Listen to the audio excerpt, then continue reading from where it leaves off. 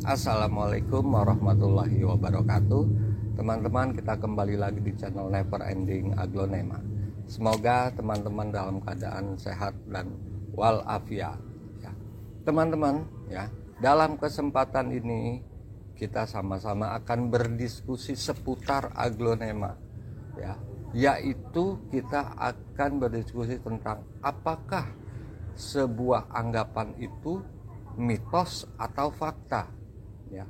Karena di beberapa teman itu masih ada yang beranggapan bahwa ini adalah fakta dalam dunia aglonema, tapi sebenarnya itu bukan fakta, itu hanya sekedar mitos ya. Jadi kita akan mencoba cari tahu mana yang sebenarnya mitos, mana yang sebenarnya fakta ya.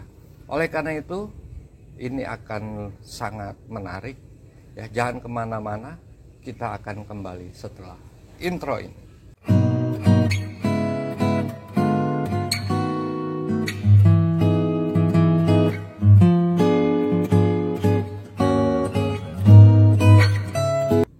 Baiklah teman-teman ya, kita berbicara mitos atau fakta dalam dunia aglonema itu memang sering terjadi ya. Ada beberapa contoh nih, saya tidak akan menyebutkan banyak contoh ya, kita hanya akan bicarakan beberapa contoh. Misalnya yang pertama adalah bahwa aglonema berbunga itu menandakan bahwa si aglonema tersebut sedang bertunas atau sedang beranak ya.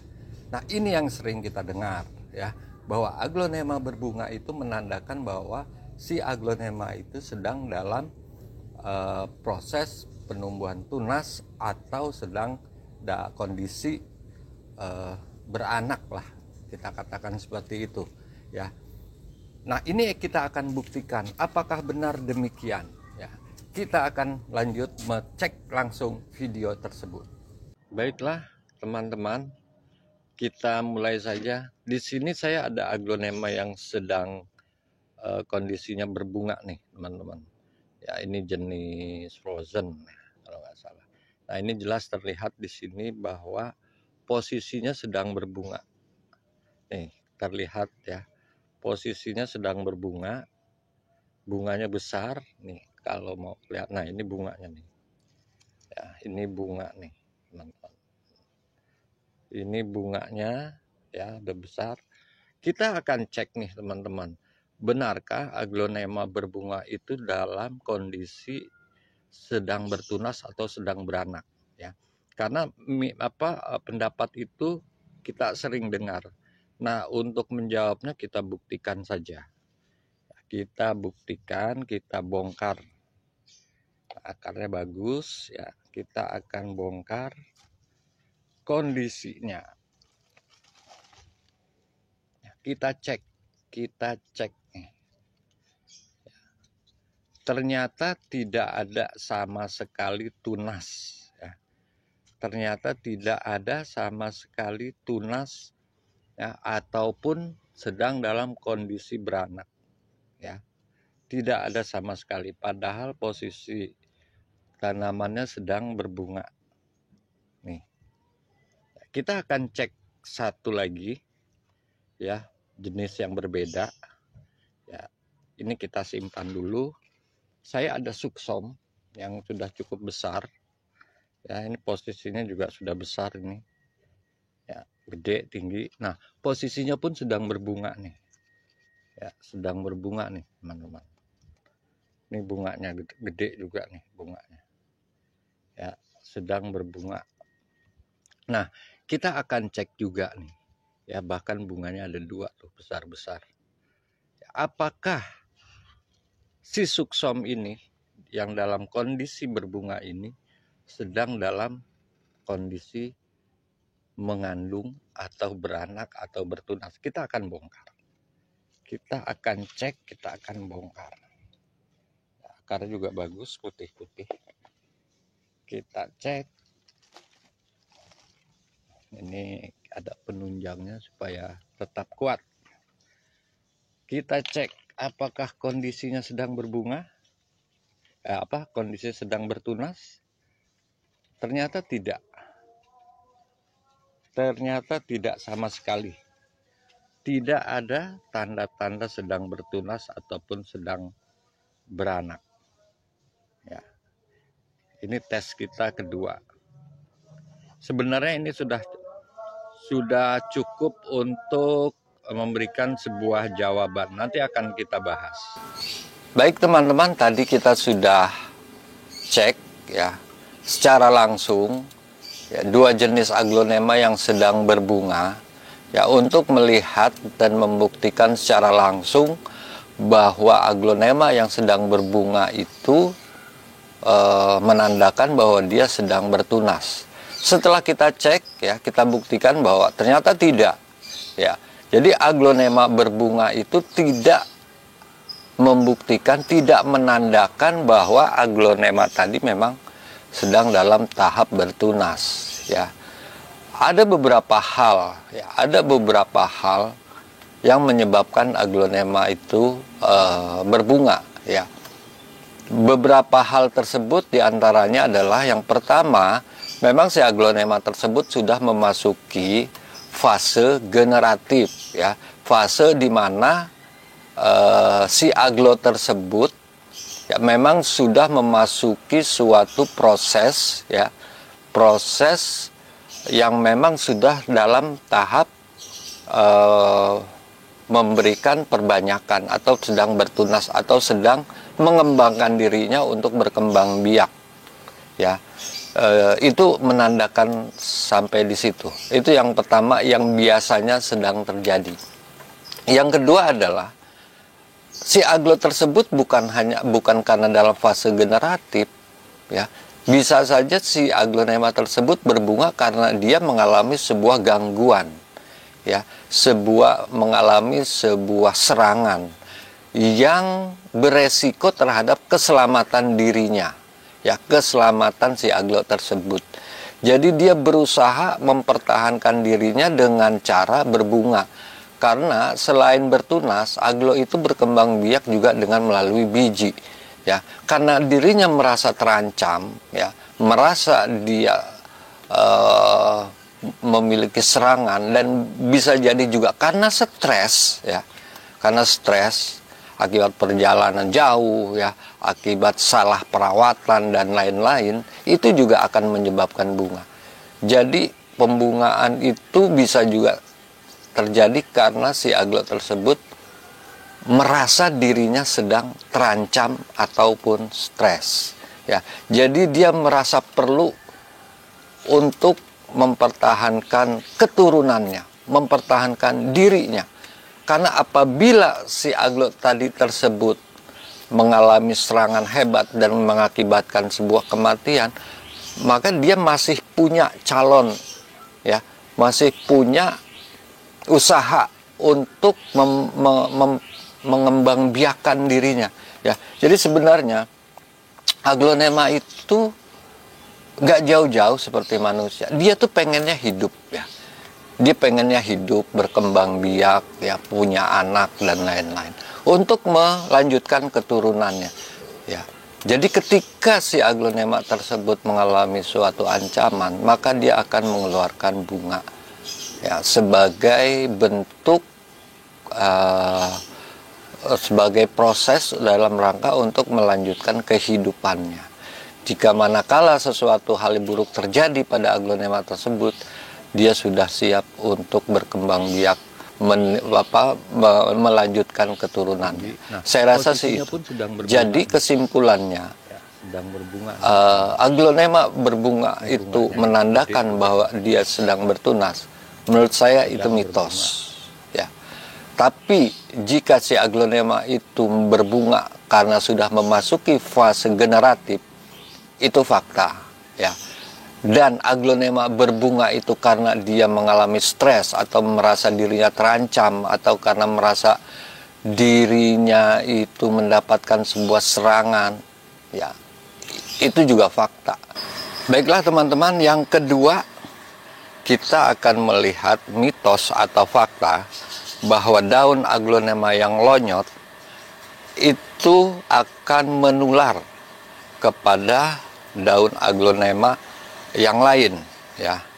Ini akan saya berikan cuplikan video, ya, di mana kita akan sama-sama melihat, ya, daun aglonema yang terkena jamur ini akan saya tempelkan ke daun aglonema yang sehat. Kita ikuti cuplikan video berikut ini. Ini teman-teman, kita akan melakukan sebuah eksperimen dengan sebuah aglonema sehat yang saya akan tempelkan dengan aglonema, daun aglonema yang lonyot, ya. Lonyotnya tuh terasa, ya, basah, lembab gitu. Ya, itu basah nih, bukan yang kering.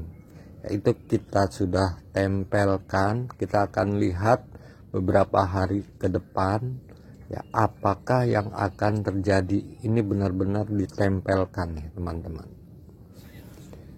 Baik, selanjutnya 2 hari kemudian kita cek, ya, bahkan daun yang lonyot itu sudah kering, mengering semuanya, tertular semuanya, ya.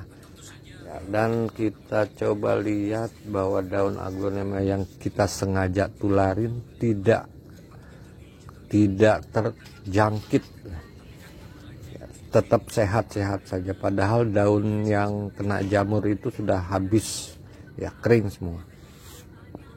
Nah, teman-teman, tadi sudah kita saksikan cuplikan video dan ternyata hasilnya, ya, si tanaman yang sehat tadi, daun yang sehat tadi, ternyata tidak terjangkiti, tidak menular, ya.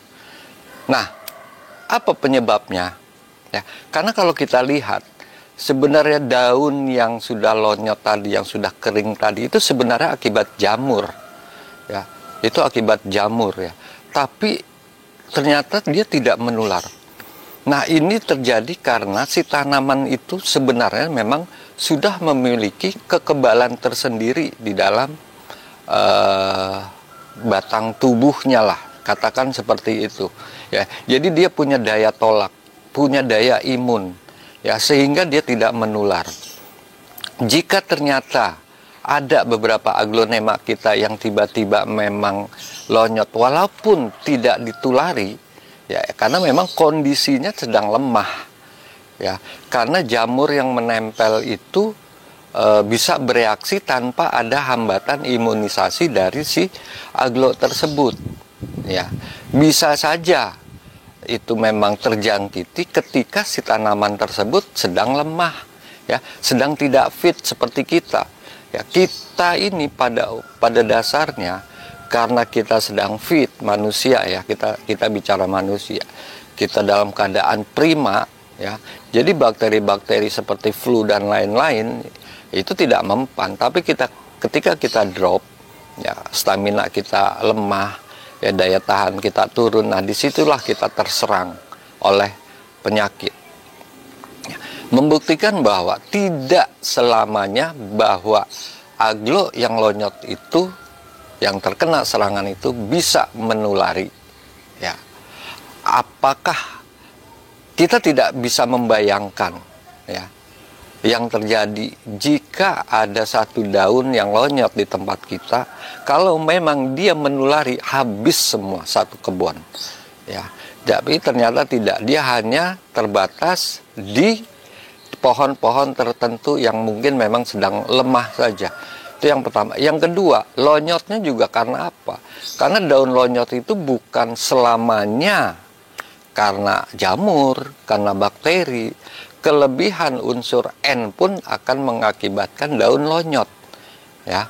Makanya ketika daun lonyot yang diakibatkan karena kelebihan unsur N atau unsur nitrogen, kita mau apain pun, ya, artinya kita mau tempelin sekalipun, nah itu tidak akan menular, ya. Jadi seperti itu. Jadi tergantung, ya, tergantung kondisi tanaman tersebut, ya. Tidak kita tempelkan pun bisa lonyot, sengaja kita tempelkan pun tidak lonyot, ya. Jadi itu kita harus bisa melihat sampai sana. Jadi kalau kita ambil kesimpulan secara menyeluruh bahwa daun yang lonyot itu bisa menularkan, ya tergantung kembali si pohon tadi dalam kondisi fit atau tidak, dalam kondisi drop atau dalam tidak prima, ya. Jadi seperti itu. Artinya, ya ketika kita tempelkan si daun pasti lonyot, itu mitos. Baiklah teman-teman, kita memasuki poin yang ketiga, ya, atau ini adalah poin yang terakhir, ya, dari mitos atau fakta. Ya, sering kita dengar bahwa Aglonema Grek hybrid atau Indonesia hybrid, ya, itu tidak bisa dikultur. Nah, pernyataan ini sering banget kita dengar, ya, karena sampai saat ini banyak sekali jenis-jenis Aglonema Indonesia hybrid, ya, atau Aglonema Grek hybrid yang tidak ada kulturannya, ya.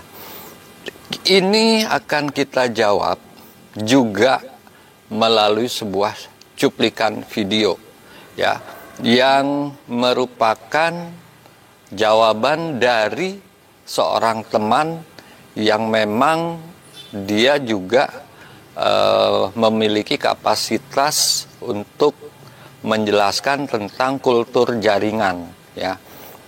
Mudah-mudahan cuplikan video yang pernah saya buat ini, ya, sekitar setahun yang lalu, itu menjawab mitos atau fakta bahwa Indonesia hybrid atau Grek hybrid tidak bisa dikultur. Mitos atau fakta? Kita ikuti cuplikan videonya. Dulu ada istilah lokal nggak bisa dikultur kan. Nah, betul. Sampai hari ini itu kadang kita masih punya pola pikir kayak gitu tuh. Sebenarnya saya juga buat meruntuhkan mitos gitu ya. Iya, betul. Masa sih saya bilang, karena selama ini yang kita lihat ada kok barang lokal yang udah Bisa impor dikultur. kayak Widuri, Diana, Hot Lady, Adelia kan. betul. Itu kan barang lokal semua, ya kan. Masa iya kok nggak bisa dikultur untuk barang lokal yang lain seperti itu kan. Oh ya, saya jadi ingat nih Bang. Terakhir, yang bukan terakhir ya, dapat kabar juga Moonlight itu nggak bisa dikultur. Wah, Tapi ternyata makanya dari Thailand kulturan Moonlight belakangan ada dan bisa. Jadi mitos itu udah nggak berlaku hari ini. nggak berlaku. Nggak menurut berlaku. saya. Jadi intinya sih yang tadi saya bilang, semua jenis lokalan itu bisa dikultur. Bisa dikultur. Kita tinggal bahannya aja. Apakah itu bahannya bagus atau enggak? Kalau bahannya, ya contoh, kita kan nggak tahu kalau misalkan kita beli, dia perawatan di tempat pembelinya seperti apa kan. Makanya yang saya kerjakan untuk kultur sekarang ya barang-barang di sini aja, karena saya tahu dari kecil sampai besar kita tahu hidupnya, apakah dia ringkih apa segala macam kan gitu. Dalam arti yang ringkih itu sebenarnya nggak bisa dikultur, karena itu benar, waktu itu ada yang ngomong barang lokal itu di dalamnya itu udah ada bakterinya, dia udah kontam sebenarnya sama mikroba, dia udah masuk ke batang. Dan itu memang ada sebagian yang saya alami, itu benar. Jadi dia emang agak lama seperti Enggak, maksud Bang Hendrik, aglonema lokal gampang kemasukan bakteri dibandingkan aglonema. Dia udah apa istilahnya? Bawaan. Dia udah ada zat kalau di manusia mungkin kanker kali Pak ya. Dia udah ada faktor turunan? Betul banget. Di situ Dari makanya awal. tapi tidak menutup kemungkinan semua barang itu sama enggak. Jadi memang karena yang saya kerjakan itu barang di sini kan kita tahu. Ini barang yang rewel yang mana nih, yang ringkih yang mana. Dan memang di dalam kultur pun ya kalau ringkih di luar itu pasti ringkih di dalam. Itu benar. Seperti Jadi luarnya itu cerminan dalam. Betul. Misalkan contoh, jangan jauh-jauh. Di bonggol kecil di luar tumbuhnya kan tunas kecil pasti kan. Iya. Di dalam pun sama. semakin kecil bonggol, semakin maksudnya diameter ya. Iya. Diameter bonggol semakin kecil, itu di dalam pun sama, tumbuhnya kecil dan rentan bener. Maksudnya Seperti di dalam itu di lab. di dalam botol kalau Oh, kita di udah dalam masukkan botol, ya. masukkan ke kita kulturkan gitu, itu sama. Berarti sama juga dengan penanaman Betul. konvensional di Betul media banget. biasa. Betul banget. Selama bonggolnya kecil ya keluarnya kecil ya. Ya saya gini lah. Di lab juga begitu. Sama begitu. Makanya kenapa barang lokal sedikit di kultur? Heeh. Kenapa nggak seperti barang-barang Thailand ya? Thailand. Memang barang lokal itu lebih rentan. Wajar kalau mahal sampai sekarang. Dalam arti stabil ya harganya ya. Wajar itu. Karena saya juga kultur barang Thailand ya. Ada sebagian itu pun merupakan dari hasil penyelamatan aja sih. Emang saya itu prioritas barang lokal semua yang saya kultur. Tapi ada barang penyelamatan itu barang Thailand. Itu lebih jos pertumbuhannya, lebih besar dia. Keluar tunasnya. Apakah artinya lebih jos barang Thailand itu kandungan kontaminasi atau bakteri? Dari silangan, Pak.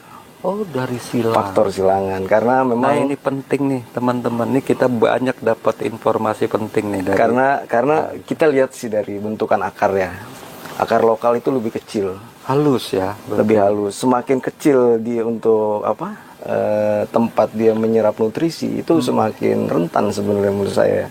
Akar kan nggak terlalu banyak kalau lokal. Kalau Thailand, akar Gede-gede lagi. apa kalau kata orang Ciledug, geragas.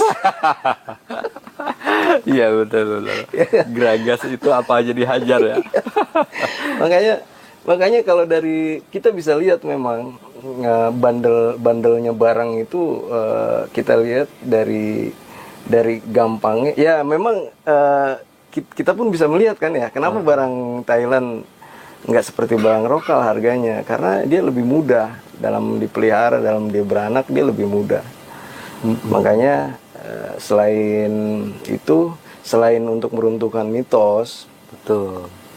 nggak salahnya kita melestarikan barang lokal, Pak. Iya. Tujuan saya seperti itu. Betul. Jadi ini ya kalau saya bisa simpulkan dari pembicaraan kita yang terakhir, sebelum kita masuk ke item-item lain, intinya barang lokal bisa dikultur semua.